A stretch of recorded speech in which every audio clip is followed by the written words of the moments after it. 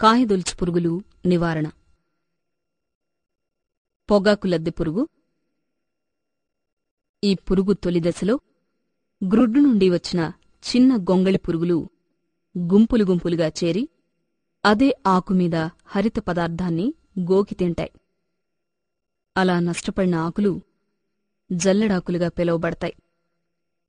గొంగళి పురుగులు పెరిగే కొద్దీ విడివిడిగా విడిపోయి ఆకులను కొరికి తిని ఈనెలను మాత్రం మిగులుస్తాయి. పైరు మలిదశలో పూత, మొగ్గలు, పువ్వులు, కాయలను ఆశించి లోపలి పదార్థాన్ని తిని నష్టపరుస్తాయి.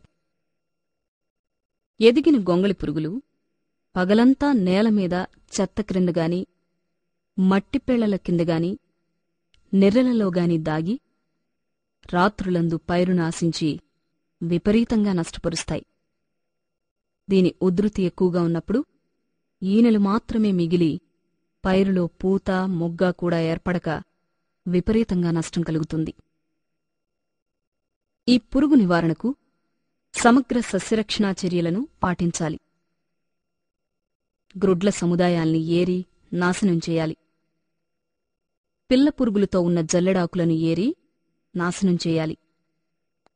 NPV 250 LE ద్రావణాన్ని చలికాలంలో 1 వారం తేడాతో 2 సార్లు పిచికారీ చేయాలి.